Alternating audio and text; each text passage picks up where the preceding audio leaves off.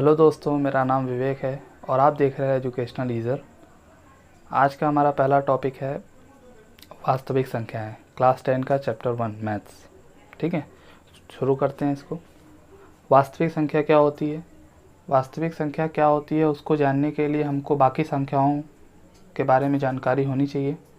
जैसे कि पहले है प्राकृतिक संख्या। प्राकृतिक संख्या वो संख्या होती है जिसको प्रकृति में स्थित वस्तुओं को गिनने के लिए यूज़ किया जाता है। यानी प्रकृति की वस्तुओं को गिनने के लिए जिन संख्याओं का हम प्रयोग करते हैं उसको हम प्राकृतिक संख्या कहते हैं। इसमें कौन कौन सी संख्याएं आती हैं? 1 2 3 4 इस तरह की संख्याएं आती हैं। मतलब 1 से शुरू होती है और अनंत तक जाती हैं। पूर्ण संख्याओं की बात करें, पूर्ण संख्याओं की, तो वास्तविक संख्याओं में जीरो को अगर सम्मिलित कर दें, यानी 0 1 2 3 4 और ये भी जाता है कहाँ तक? अनंत तक। तो प्राकृतिक संख्या और पूर्ण संख्याओं में बस जरा सा अंतर है कि प्राकृतिक संख्या वे संख्याएं जो प्रकृति में गिनने के लिए जो वस्तुएं होती हैं उसमें यूज़ की जाती हैं, और पूर्ण संख्या वे संख्या होती हैं प्राकृतिक संख्या में अगर हम जीरो को सम्मिलित कर दें तो वो सारी संख्याएं पूर्ण संख्याएं कहलाती हैं। यानी सभी प्राकृतिक संख्याएं पूर्ण संख्याएं होती हैं। ठीक है, जीरो को छोड़कर, मतलब जीरो तो इसमें है ही नहीं, यानी सारी प्राकृतिक संख्याएं पूर्ण संख्याएं कहलाएंगी। ये सब पूर्ण संख्या भी कहलाएंगी, लेकिन जीरो एक ऐसी संख्या है जो सिर्फ पूर्ण संख्या है, प्राकृतिक संख्या नहीं है। तो दोनों में अंतर समझ जाओ अच्छे से। तीसरा है पूर्णांक। पूर्णांक की बात करते हैं। पूर्णांक, पूर्ण संख्या और पूर्णांक में अंतर है।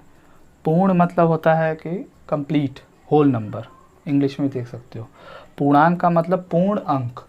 तो पूर्ण अंक में क्या होता है कि सारी की सारी प्राकृतिक संख्याएं भी होती हैं, ठीक है, उसमें जीरो भी होता है, साथ में सारी प्राकृतिक संख्याओं का ऋणात्मक मान, जैसे -1 -2 -3,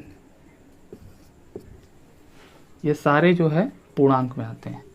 मतलब दशमलव के मान को छोड़ दिया जाए या कर्णी के मान को छोड़ दिया जाए, यानी पूर्ण अंक, ऐसे अंक जो पूर्ण हो, चाहे वो धनात्मक हो चाहे ऋणात्मक हो, उसे पूर्ण अंक कहते हैं, पूर्णांक। तो जो धनात्मक है तो ऑब्वियस सी बात है उसका नाम क्या होगा? धनात्मक पूर्णांक। और जो ऋणात्मक होगा उसको क्या बोलेंगे? ऋणात्मक पूर्णांक। जीरो न तो धनात्मक पूर्णांक है न तो ऋणात्मक पूर्णांक है, लेकिन पूर्णांक है। ठीक है, तो एक चीज़ समझ जाओ कि जीरो पूर्ण संख्या भी है, जीरो पूर्णांक भी है। ठीक है, लेकिन जीरो प्राकृतिक संख्या नहीं है। चौथा है परिमेय संख्या। परिमेय संख्या क्या होती है? परिमेय संख्या वे संख्या होती है जिसको हम P/Q के रूप में लिख सकते हैं। 9 में पढ़े होंगे। वे संख्याएं जिसको हम किस में लिख लें? P/Q के रूप में, जहाँ P और Q क्या होने चाहिए? पूर्णांक, यानी नेगेटिव पॉजिटिव कुछ भी हो सकता है, तो उसको हम क्या बोलेंगे? परिमेय संख्या। Q जीरो के बराबर नहीं होता, ये भी सुनोगे, क्योंकि बटे में जीरो हो नहीं सकता, जीरो से किसी चीज़ में भाग होता नहीं है, इसीलिए ये होता है। अगर इसका मतलब नहीं समझ में आता तो समझ जाओ कि बटे में जीरो तो आ ही नहीं सकता, सिंपल सी बात है। जीरो आएगा तो फिर ये वैलिड ही नहीं होगा। परिमेय संख्या क्या है? जिसको हम P/Q के रूप में लिखते हैं, कोई भी संख्या हो, चाहे वो 2/4 हो, 1/3 हो, 9/7 हो, कोई भी, सब P/Q के रूप में है, तो इसको हम क्या बोलेंगे? परिमेय संख्या।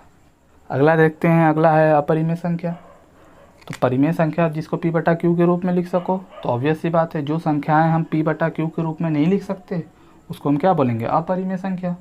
तो इस तरह की संख्याओं में कौन सी संख्या आएंगी? पढ़े होगे, कर्णी की संख्याएं होती हैं, कर्णी में 5, कर्णी में 7, ये सब संख्याएं जो होती हैं परिमेय संख्या। साथ में पाई भी। आप कहोगे पाई, तो पाई का 22/7 वाला मान नहीं, पाई का 3.14 वाला, जो कभी ख़त्म नहीं होता है, वो वाला मान जो होता है अपरिमेय, और यही असली मान होता है इसका। 22/7 जो होता है वो लगभग मान है, अप्रॉक्सीमेट। ठीक है, तो कंफ्यूज मत होना कि अरे वो तो P/Q के रूप में लिखा सकता है। 9 में ऐसा सवाल है तो याद होगा उसको। तो अपरिमेय संख्या क्या है? ये, यानी इसको हम P/Q के रूप में नहीं लिख सकते। सिंपल सी बात है। ठीक है, लास्ट आता है जो मेन है इस चैप्टर का पहला टॉपिक, वास्तविक संख्या। तो वास्तविक संख्या, अच्छा तो इतनी सारी संख्याएं हैं, तो संख्या रेखा पढ़े ही होंगे। तो संख्या रेखा पर हम इन सारी संख्याओं को निरूपित कर सकते हैं।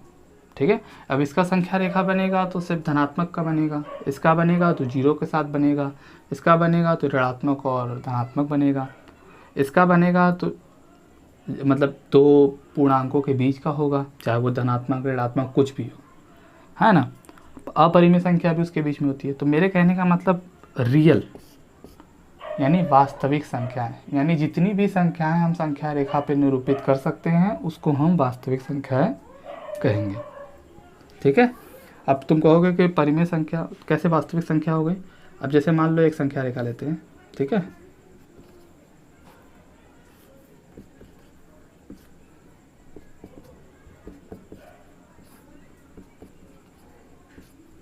ठीक है, अब ये एक संख्या रेखा है, तो इसमें तुम देखो प्राकृतिक संख्या भी है, पूर्ण संख्या भी है, पूर्णांक भी है, इन दोनों के बीच में दशमलव जो संख्या आएगी वो परिमेय संख्या आएगी, इसी में आपका अपरिमेय संख्या भी आएगा इसके बीच में, है ना। तो यानी सारी संख्याएं संख्या रेखा पर निरूपित होती है, तो वो सब की सब संख्याएं क्या होती हैं, वास्तविक संख्या। यानी सिंपल एक लाइन में वास्तविक संख्या वो संख्या होती है जिसको संख्या रेखा पे निरूपित किया सकता है, चाहे वो परिमेय हो, अपरिमेय हो, पूर्ण हो, पूर्णांक हो, कुछ भी हो। ठीक है, तो सब में अंतर समझ में आ गया। अब हम लोग आते हैं अपने पहले टॉपिक पर इस चैप्टर के, यूक्लिड विभाजन प्रमेय। ठीक है, यूक्लिड विभाजन प्रमेय यही पहला टॉपिक है इस चैप्टर का। इसको समझना ज़रूरी है। यूक्लिड विभाजन एल्गोरिदम ये है क्या। अगर दो धनात्मक पूर्णांक a और b दिए गए हैं, ठीक है, तो वहाँ पर दो अद्वितीय पूर्ण संख्याएं विद्यमान इस प्रकार होती हैं जहाँ जो है r जो है 0 और b के बीच में होता है। मतलब कि अगर दो संख्याएं दी गई हैं, वो दोनों संख्याएं धनात्मक पूर्णांक होने चाहिए। ठीक, अगर वो दोनों संख्याएं धनात्मक पूर्णांक दी गई हैं तो उनमें दो अद्वितीय संख्याएं विद्यमान होती हैं इस प्रकार से, a बराबर B Q plus R. a बराबर बी क्यू प्लस आर यह वही फॉर्मूला है जब हम भाग देते हैं तो हम उसमें क्या करते हैं, भाज्य बराबर भाजक गुणे भागफल प्लस शेषफल बोलते हैं। तो वही चीज़ को इस रूप में जब लिखा जाता है तो वहाँ पे देखो a और b ये दो क्या हैं, धनात्मक पूर्णांक है। ठीक है, तो इसमें दो अद्वितीय संख्याएं क्या है, विद्यमान है। कौन कौन सी दो अद्वितीय संख्याएं, q और r।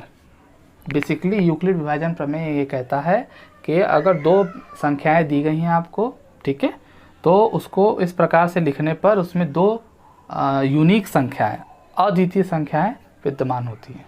ठीक है, और वो संख्याएं होती हैं भागफल और शेषफल। ठीक है, और इस रूप में लिखा जाता है, ये तो अभी बता दिया, ये बचपन में पढ़े होंगे। और इस प्रमेय को फेयर कॉपी में लिख सकते हो क्योंकि ये पूछ सकता है, तो यही लिखेंगे। अब इसका यूज़ क्या है स्टार, ये प्रमेय का यूज़ क्या है।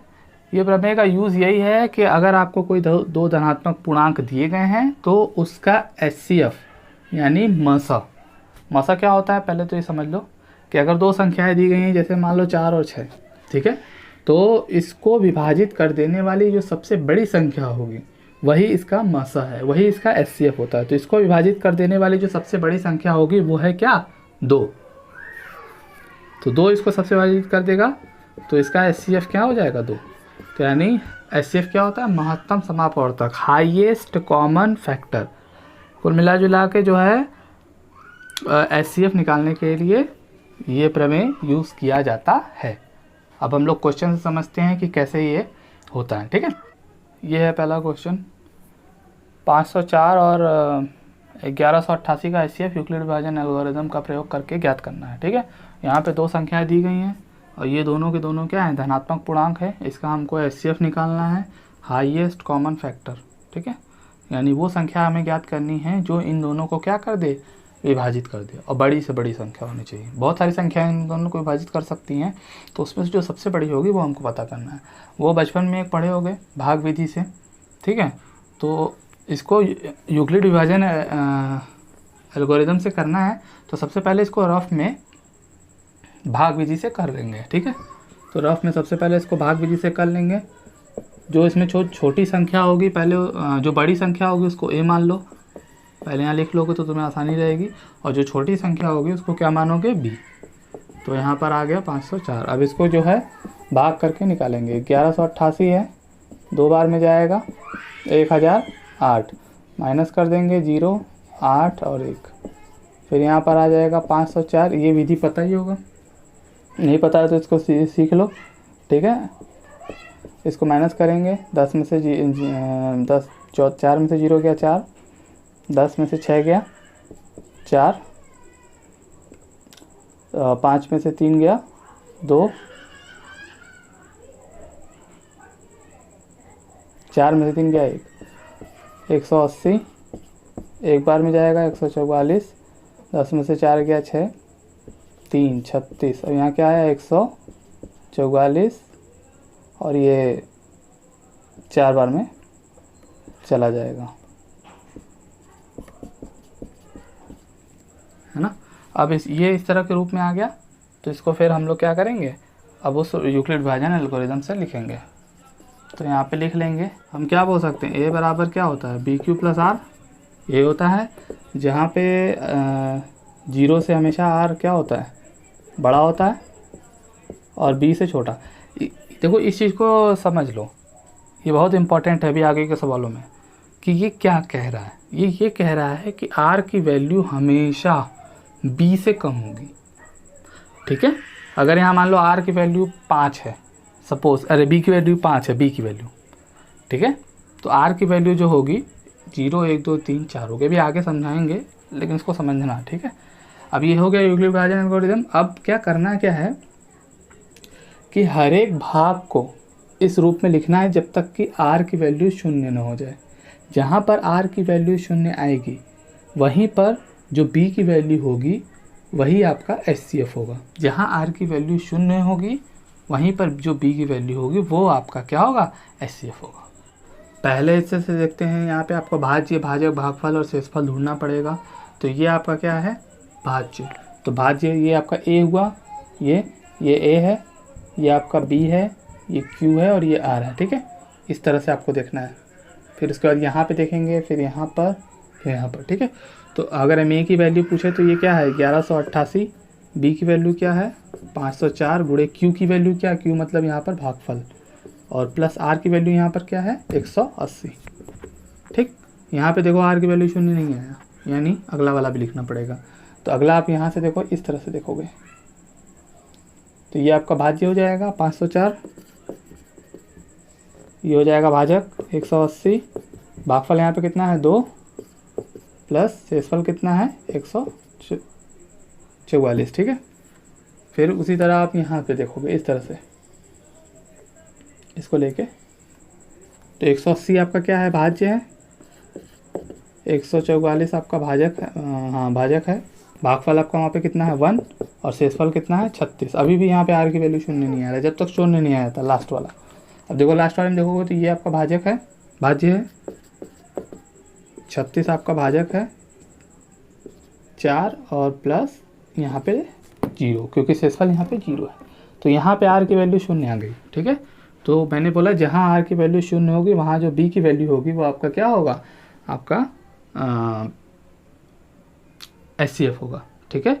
तो यहाँ पे आप एक लाइन लिखोगे, तो यहाँ शेषफल 0 आया है, शेषफल अगर 0 है तो वहाँ B की वैल्यू 36 है, तो यही आपका HCF है। तो यहाँ पे आप क्या लिखोगे, यहाँ पे लिखोगे सिंपल शेषफल, यानी लिख सकते हो सीधा R बराबर जहाँ 0 है वहाँ B बराबर कितना है 36, तो यही आपका क्या है HCF है। अतः 504 और 1188 का HCF क्या होगा आपका 36। यानी यहाँ पे कोई भी संख्या दिया हो पहले ये कर लेंगे और फिर उसको इस तरह से नोट कर लेंगे, ठीक है। ये क्वेश्चन है सेकंड। एक मिठाई विक्रेता के पास 420 काजू की बर्फियाँ हैं और 130 बादाम की बर्फियाँ। इसमें क्या करना है, ढेरिया बनानी है, मतलब ग्रुप बनाना है, ठीक है, मिठाइयों का अलग अलग।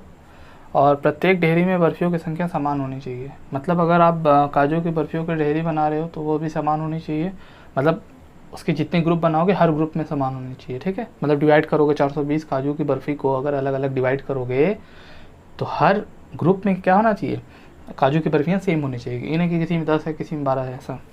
बादाम की बर्फियों के साथ भी सेम करना है। तो यहाँ पे यही क्वेश्चन है।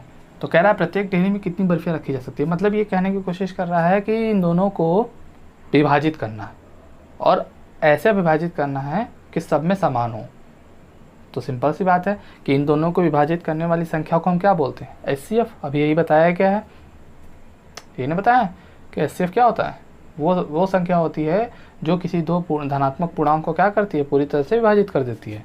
तो यहाँ पे भी इससे अंदाज़ा यही लग रहा है कि आपको क्या निकालना है, एचसीएफ निकालना है। तो पहले एक लाइन लिखोगे, प्रत्येक ढेरी में रखी जा सकने वाली बर्फियों की जो अधिकतम संख्या होगी वो कैसे निकालेंगे हम, एचसीएफ प्राप्त करने से। अभी समझा है कि कैसे एचसीएफ निकालना पड़ेगा। तो एचसीएफ निकाल लेते हैं। तो मैंने बताया था कि जो बड़ी संख्या होती है उसको हम क्या मानते हैं, ए मानते हैं। तो यहाँ पे ए बराबर कितना हो गया 420 और बी बराबर कितना हो गया 130। पहले इसको रफ में निकाल लेंगे, ठीक है। तो 420 में 130 से भाग देना है, तो 13 तिया 39,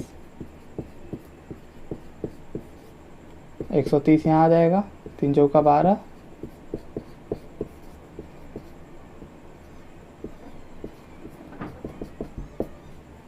तो अब इसको यूक्लिड विभाजन प्रमेय से लिख देंगे।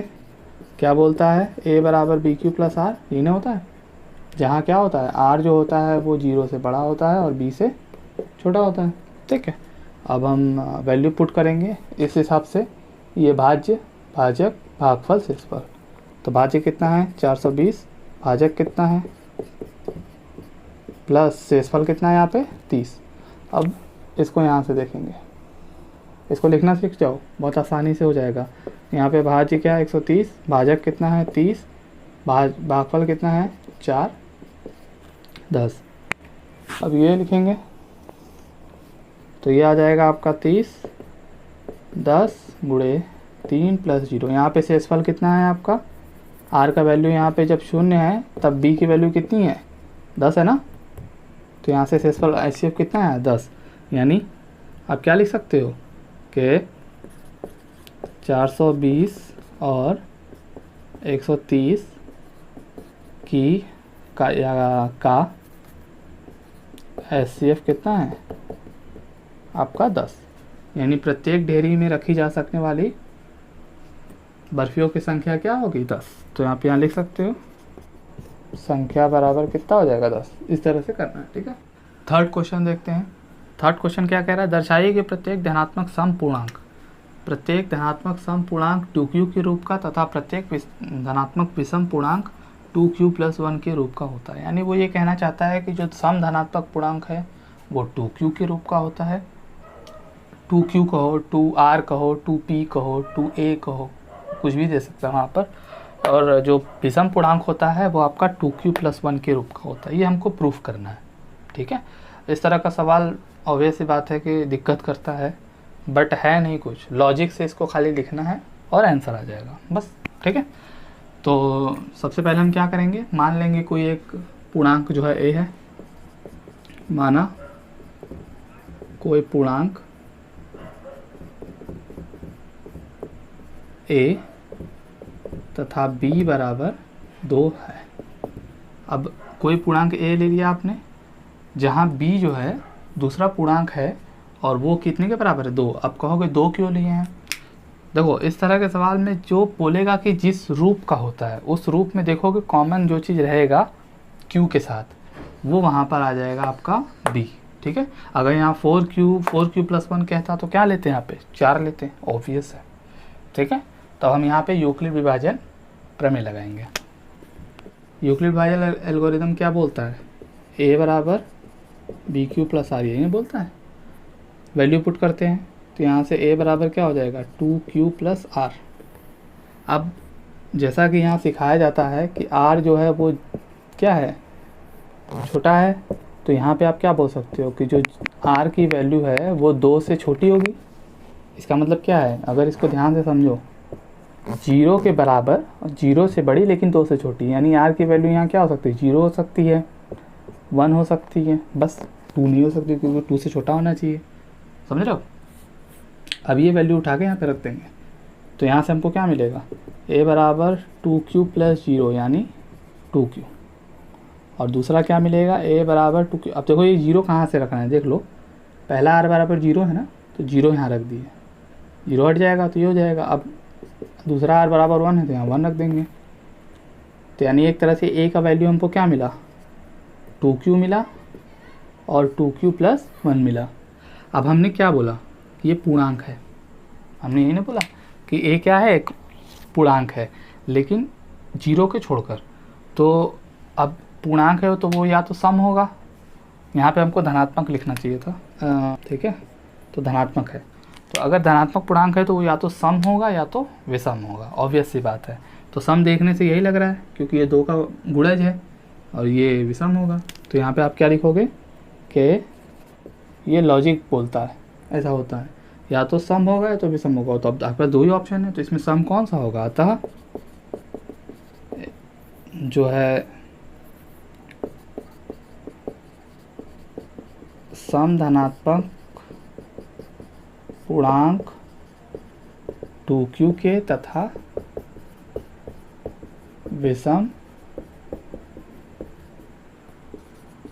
धनात्मक पूर्णांक 2q प्लस 1 के रूप का होगा। देखो एक बार और समझा देते हैं, ये यही प्रूफ करने के लिए कह रहा था कि कोई भी जो सम पूर्णांक होता है वो 2q के रूप का, और जो विषम पूर्णांक होता है वो 2q प्लस 1 के रूप का होता है। तो तुम्हें क्या करना है, ज़्यादा कुछ नहीं मेहनत करनी है, बस थोड़ा सा लॉजिक लगाना है। पहले हम मान लेंगे कोई धनात्मक पूर्णांक a, ठीक है, धनात्मक पूर्णांक पढ़ाए थे, पूर्णांक क्या होता है, 0 1 2, निगेटिव भी होता है, तो हमने धनात्मक बोला तो धनात्मक यही नहीं हुआ, तो उसमें से कोई होगा। तो जहाँ a है और b बराबर 2 क्यों लिए हैं, क्योंकि यहाँ पे 2 लिखा था, 4 लिखा होता तो 4 ले लेते, फिर यूक्लिड डिवीजन एल्गोरिथम लगा दिए, तो यहाँ से हम यही फॉर्मूला लिखते हैं हर बार। तो यहाँ से हमको लॉजिक से पता चला कि r जो है वो 0 होगा या तो 1 होगा, 2 से छोटा क्या 1 ही होता है, और उससे पहले 0, तो यही होगा। यही वैल्यू हम यहाँ पुट कर दिए, पुट करने के बाद हमको दो वैल्यू मिला। अब या तो सम होगा या तो विषम होगा, तो सम वाला संख्या ये है और विषम वाला संख्या ये है। ये तो क्लियर है ना। फोर्थ क्वेश्चन देखते हैं। फोर्थ क्वेश्चन में क्या कह रहा है, दर्शाइए कि कोई भी धनात्मक विषम पूर्णांक 6q plus 1, 6q plus 3, 6q plus 5 के रूप का होता है। मतलब कोई भी जो धनात्मक विषम पूर्णांक होगा वो इन तीनों के रूप का होगा। यहाँ पे भी प्रूफ करना है, सिद्ध करना है, तो उसी लॉजिक से करेंगे, कुछ करने की ज़्यादा टेंशन लेने की ज़रूरत नहीं है। क्या करेंगे, सबसे पहले मान लेंगे कि कोई धनात्मक पूर्णांक a है तथा b बराबर कितना लेंगे, वहाँ पे 2q प्लस 1 प्रूफ करना था तो 2 लिए थे, यहाँ पे क्या है 6q प्लस 1, 6q प्लस 3, तो यहाँ पे b की वैल्यू क्या ले लेंगे 6। समझ रहे हो, उस क्वेश्चन से इसको कंपेयर करोगे तो आसान होगा। अब क्या लेंगे, यूक्लिड डिवीजन एल्गोरिथम। ये क्या बोलता है, a बराबर bq प्लस r, जहाँ r जो रहता है वो क्या रहता है इस तरह से, यही है यूक्लिड डिवीजन एल्गोरिथम। अब हम इसमें वैल्यू पुट करेंगे तो यहाँ से हमको देखो एक चीज़ मिलेगा, जब हम b की वैल्यू हम 6 पुट करते हैं तो यहाँ पे क्या हो गया 6q प्लस r, तो r की वैल्यू क्या हो जाएगी 6 से छोटी, 0 से बड़ी या 0 के बराबर, तो 0 1 2 3 4 5। ये कैसे हो रहा है, ये क्लियर होना चाहिए। पिछले क्वेश्चन में भी था, वहाँ यहाँ 2 था तो 1 तक लिए थे, यहाँ 6 है तो 5 तक लिए क्योंकि 6 से छोटा। ठीक है, अब ये सारी वैल्यूज़ हम इसमें पुट करेंगे तो हमको क्या मिलेगा, अगर हम 0 पुट करें यहाँ पर तो यहाँ क्या मिलेगा 6q। ठीक है, अगर हम 1 पुट करें तो क्या मिलेगा 6q प्लस 1, अगर हम 2 पुट करें तो क्या मिलेगा 6q प्लस 2, अगर हम 3 पुट करें तो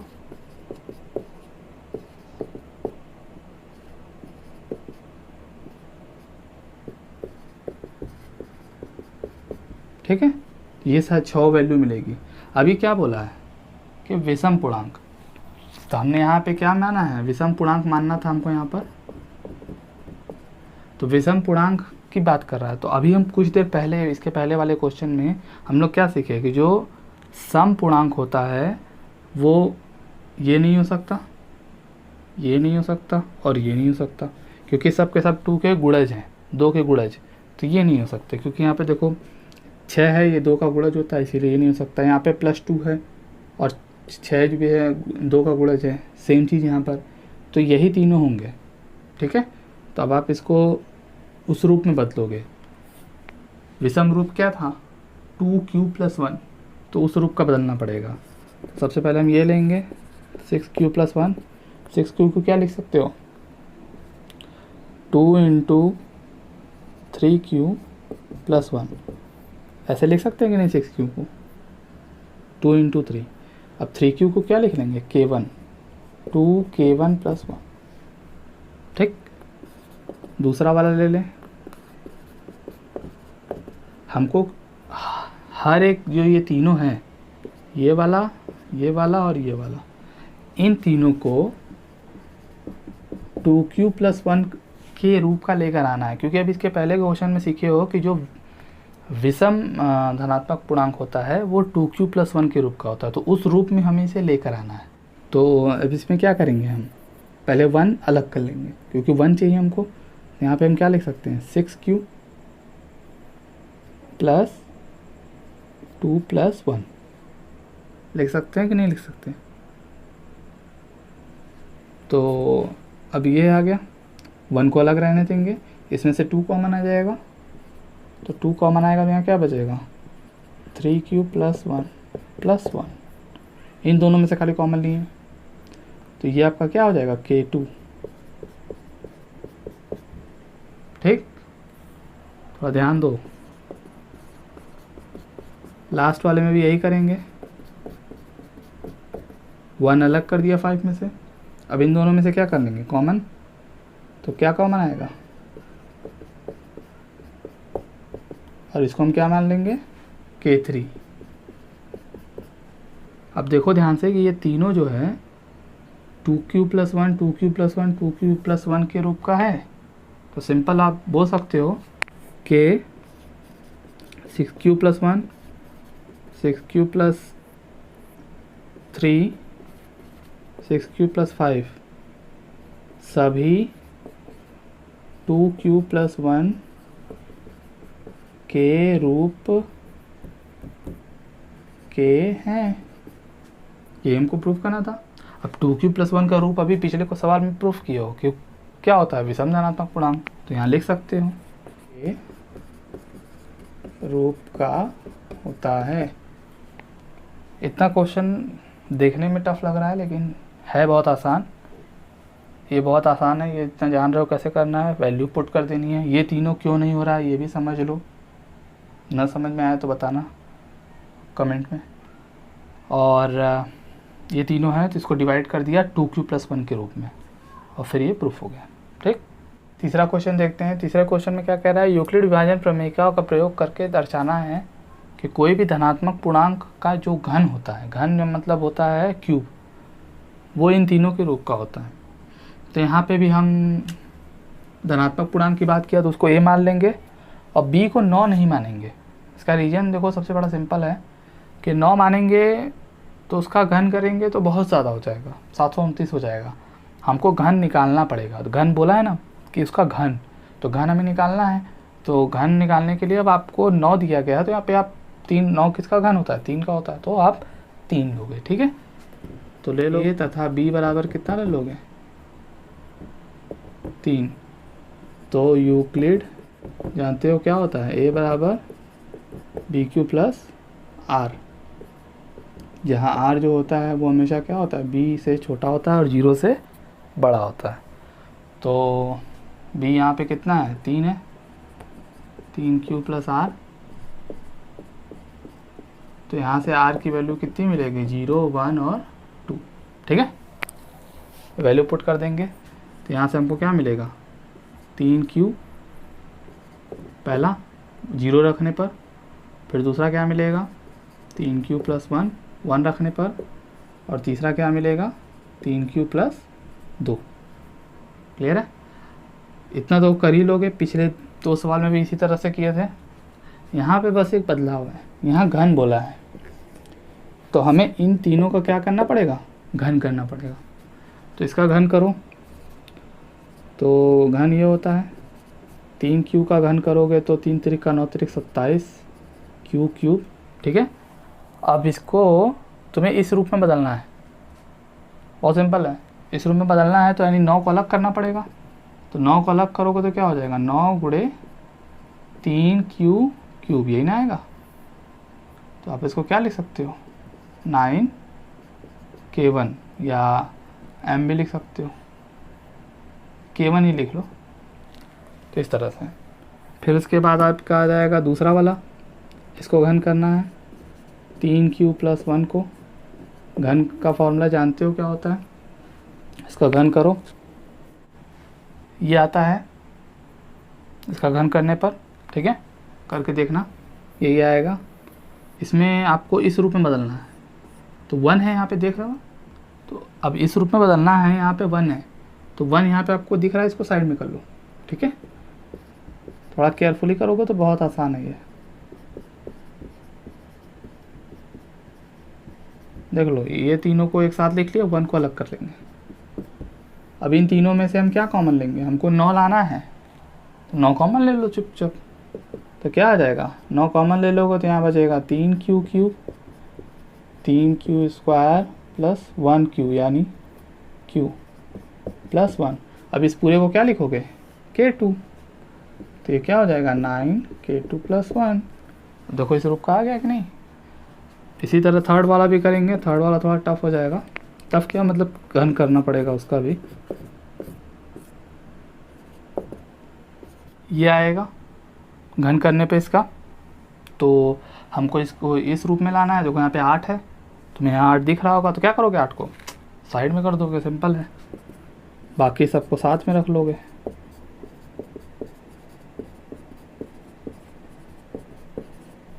अब इन तीनों में से क्या करना है, कॉमन ले लेना है, और कॉमन क्या लेना है, 9, और 9 देखोगे तो कॉमन आएगा, ठीक है। तो 9 कॉमन ले लोगे तो क्या बचेगा, 3q cube 6q square 4q। अब इसको क्या ले लोगे, k3।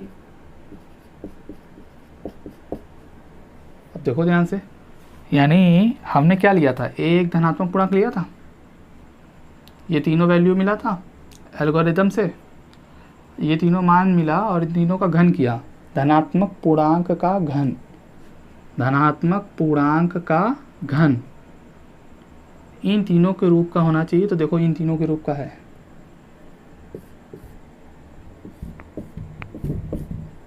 कि नहीं, तो प्रूफ हो गया। अब यहाँ पे यही लिखना है, अतः धनात्मक पूर्णांक का घन 9m + 1 9m + 8 के रूप का होता है। अब तुम कहोगे कि सर यहाँ m तो ऑब्वियस सी बात है नहीं दिख रहा है, तो ये m लिखा है, तो आप यहाँ पे m1 m2 m3 लिख सकते हो, कोई दिक्कत नहीं है, जस्ट एक सपोजिशन वाला पूर्णांक है, ठीक है। तो इस तरह से करना है। ये तो था पहला वीडियो का पहला टॉपिक। अगर कुछ समझ में आया है तो इसको शेयर करो अपने दोस्तों के साथ, और कुछ कमियां खामियां इसमें लगी हो या कुछ अच्छाइयाँ समझ में आई हो तो उसको कमेंट में बताओ। और क्या, कुछ भलाई का काम करो, दोस्तों को शेयर करो, उसका भला होगा, मेरा भला होगा, समझ रहे हो। मैं कुछ क्वेश्चन दे रहा हूँ जो आज पढ़ाया इस पर, उस क्वेश्चंस को करो, इसी सब से रिलेटेड है, बाहर से नहीं है। कोशिश करो, जो क्वेश्चन ना आए उसको कमेंट में बताओ कि हाँ ये क्वेश्चन नहीं आ रहा है, उसको अगले वीडियो में उसके बाद वाले वीडियो में उसको समझाएंगे। और आज के टॉपिक में जो बात समझ में नहीं आई वो भी हम समझाएंगे। जो बात क्लियर ना हो उसको लिखो कमेंट में। इसके बाद साइंस की भी वीडियो आएगी, ठीक है। मिलते हैं नेक्स्ट वीडियो में, बाय बाय।